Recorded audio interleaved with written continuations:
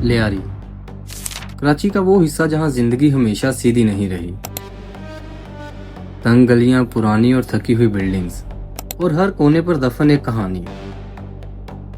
90s और early 2000 का लियारी सिर्फ एक इलाका नहीं था, ये एक बैटलफील्ड बन चुका था।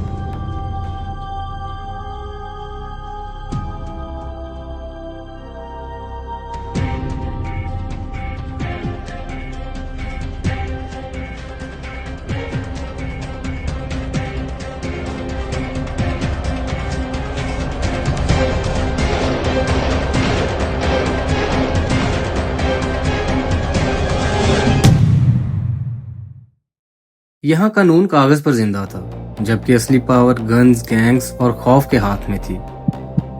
और इसी खौफ का एक नाम जो पूरे शहर में फैलने लगा, मजीद स्पीड। मजीद स्पीड को समझने के लिए पहले उस लियारी को समझना जरूरी है जहां वो पैदा हुआ। उस दौर में बेरोजगारी आम थी, ड्रग्स बहुत आसानी से मिलती थी, यूथ के पास न एजुकेशन थी न फ्यूचर। गैंग्स ने यूथ को पैसा, पावर और प्रोटेक्शन का सपना दिखाया। हर गैंग का अपना इलाका और अपना कानून था।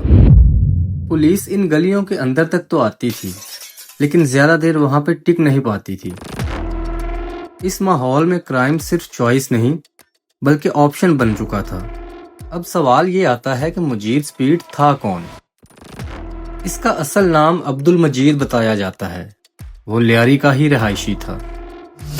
लियारी के लोकल लोग कहते हैं कि वो बचपन से ही एग्रेसिव था, स्कूल ज्यादा नहीं गया, डिसिप्लिन उसकी जिंदगी का हिस्सा नहीं था। जवानी में गलत लोगों के साथ उठना बैठना शुरू हुआ और यहीं से इसने क्राइम की दुनिया में पैर रखा। इसका लक़ब स्पीड किसी स्टाइल या फैशन की वजह से नहीं था। लोग बताते हैं बाइक और गाड़ियां हद से ज्यादा तेज चलाता था। पुलिस चेक पॉइंट्स क्रॉस करना उसके लिए रूटीन था।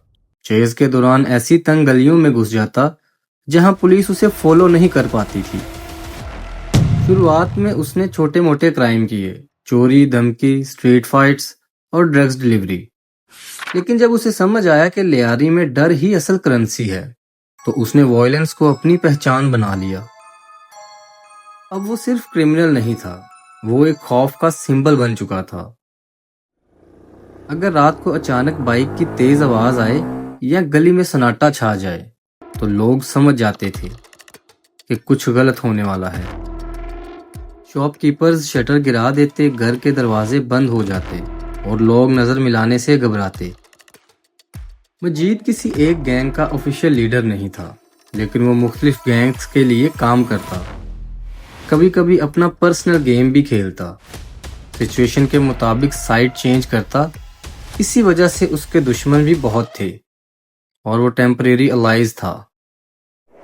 लियारी की गैंग वॉर में ये सबसे डेंजरस पोजीशन होती है, क्योंकि यहाँ कोई परमानेंट दोस्त नहीं होता। अब हम आते हैं इसी कहानी के सबसे डार्क और सेंसिटिव हिस्से पर। कुछ पुराने रेजिडेंट्स के मुताबिक मजीद स्पीड पर सेक्सुअल असॉल्ट और रेप जैसे इल्जाम भी लगते रहे।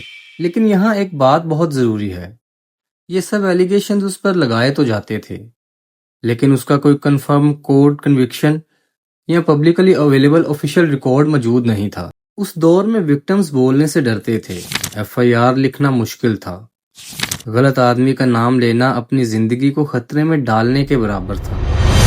इसीलिए सच, डर और अफवाह एक दूसरे में मिक्स हो जाते थे। कई मर्तबा ये खबर भी चली कि मजीद स्पीड पुलिस इनकाउंटर में मारा गया, लेकिन हर बार कुछ अरसे बाद उसका नाम फिर से सुनाई देने लगता। इसी वजह से मजीद स्पीड इंसान से ज्यादा मिथ बन चुका था। एक वक्त ऐसा भी आया कि लोग ये भी कहने लगे कि ये बंदा मर नहीं सकता। लेकिन असल में ये लियारी का कलेक्टिव ट्रॉमा था, जहां हर क्रिमिनल कहानी बन जाता है और हर कहानी खौफ को और बढ़ा देती है।